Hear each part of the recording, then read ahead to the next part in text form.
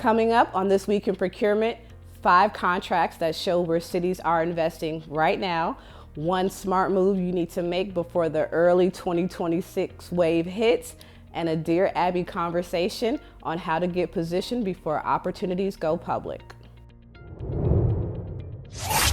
Welcome to This Week in Procurement, your weekly outlook on government contracting trends and opportunities. I'm Abby with A&L Business Solutions. Let's get into the top 5 opportunities that stood out this week. And as always, these are not random listings, so pay attention because every contract is a signal. First up, we have an event planning and management contract that's located in California. And this is not your book a venue and call it a day.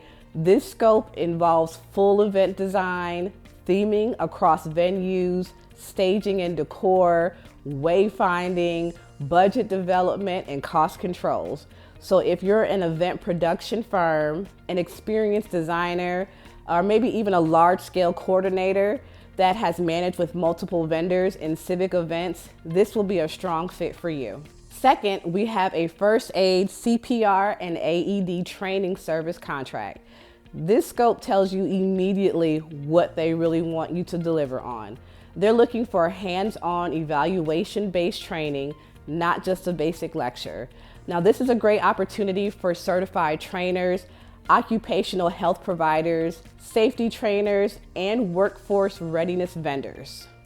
Third, we have a public relations contract with a budget of $5,000 to $8,000. They're seeking a firm to create, implement, and manage a PR plan in collaboration with internal leadership. So what this looks like is they're looking for you to create and be proactive in their planning, whether it's traditional or non-traditional PR approaches, and crisis communication, which is going to be a key differentiator. So if your firm has government or public sector PR experience, media relations, strategic communication, and knows how to facilitate community messaging, this is a great opportunity for you and that you want to pay close attention to. Next, we have a drone show contract. And the goal of this contract is to design, produce, and execute a choreographed drone show that is in conjunction with an existing live concert. Yes. They also want you to make sure that in the show that there are recognizable shapes, symbols, text, and animation that is tied to the event theme. So this is a high visibility contract that can lead to reoccurring annual work. Before we talk about the last contract, I want to make sure that you take time to save this video. I hate for you to miss out on these opportunities. Last, we have a graphic design contract, and this is specifically for a redesign of a city flag that is intended for official use for community events, signage, and merchandise. The requirements are clear. The flag must be simple, recognizable, and functional, whether it's hanging or flying. So this is a great fit for our graphic designers who understand civic branding, identity systems, and deliver print-to-ready assets, especially designers who can communicate meaning and not just aesthetics. Top contracts tell you what's being bought today. Trends tell you what's about to be bought next, and that's where the advantage is. Now, taking a look at our bigger picture of our map, from January 9th to the 15th, there were about 13,458 new contracting opportunities that were released nationwide. And while most of what we see is localized city by city, district by district, there's a clear nationwide pull towards modernization and security. But don't worry, we're also seeing heavy investment in AI testing and training, as well as software upgrades. But at the same time, infrastructure is also a major priority across the entire United States. Now let's break it down regionally, because we don't want to just assume that these trends are the same in our key hotspots. The East Coast is the most active region this week, especially in New York and New Jersey, with New York showing a heavy focus on social services and nurse recruitment. New Jersey follows close behind, and they're dominated by legal and professional services. In the New England area, the demand clusters around education and planning. And across the Mid-Atlantic, we're seeing a strong emphasis on government operations.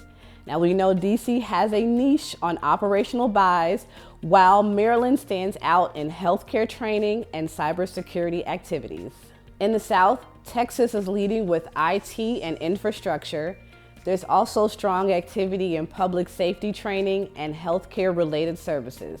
Florida is clearly centered on disaster recovery and logistics. Across Georgia and the Carolinas, we're seeing grant administration services as well as engineering. And in the Gulf states, the pattern leans toward health and public safety, including overdose education, maternal health programs, and security services. In the Midwest, Missouri and Ohio show a clear interest in public safety and auditing, with multiple requests tied to emergency systems and compliance-oriented procurement. Illinois and Michigan lean heavily into municipal management, and in the upper Midwest, there's a couple things that they're doing in between social support services, software restoration, justice programs, and transportation apps. On the West Coast, California continues to lead with technical consulting, transportation assessment, and fire research, with a strong presence on internal and external security audits. Washington and Oregon are consistent in demand for technical services and planning everything from safety advisory to public-facing projects like signage and murals. And in the Mountain and Desert West, the theme is infrastructure and specialized services. So particularly we're looking at real estate services, polygraph testing, preservation work, and benefits administration services. Even in Alaska and Hawaii, they reflect a practical procurement focus where they're focusing on essential connectivity, security services, and cultural engagement support. Now it's time for Dear Abby, and let me tell you, it's quite timely. Dear Abby, if I don't have past performance yet, how do I compete for these contracts without getting overlooked? That is probably the number one question I have these days. So here's the truth, all right? Agencies don't only buy experience, they buy reduced risk. So past performance is one way to prove that, but it's not the only way. So if you're newer and your job hasn't quite translated completely into the work that you do more full time, here's a couple things that you can do to consider. You want to make sure you look at the work that you've done and make sure that you're translating it into a language that the agencies actually recognize. So that looks like you documenting your work from other commercial or nonprofit clients. It's about you showing clear processes of how you deliver, how you track your quality, how do you communicate, and building a capability statement that matches the exact lane agencies are buying right now. So that might look like including something dealing with modernization, cybersecurity, infrastructure, or any public-facing community services. Now here's a real strategy. Don't start chasing the biggest, the most competitive bid. You're just gonna waste your time. Start where buyers are testing vendors, which will be your smaller scopes and your RFIs and your RFQs. That's how you build proof fast without overreaching. So if you feel behind, don't panic, just get positioned.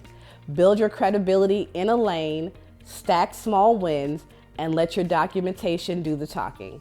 If you want help figuring out what counts as comparable past performance and how to package it for government buyers, take our government contracting readiness assessment. It will tell you exactly where you need to tighten up next. And if you want more weekly structure and guided execution, join us in the Contract Vault. Now that's it for this week on This Week in Procurement. Now remember that contracts are headlines, trends are the forecast. So position now so you won't be scrambling later. Opportunities are everywhere, and I'm Abby Souffrant with A&L Business Solutions, and I'll see you next week.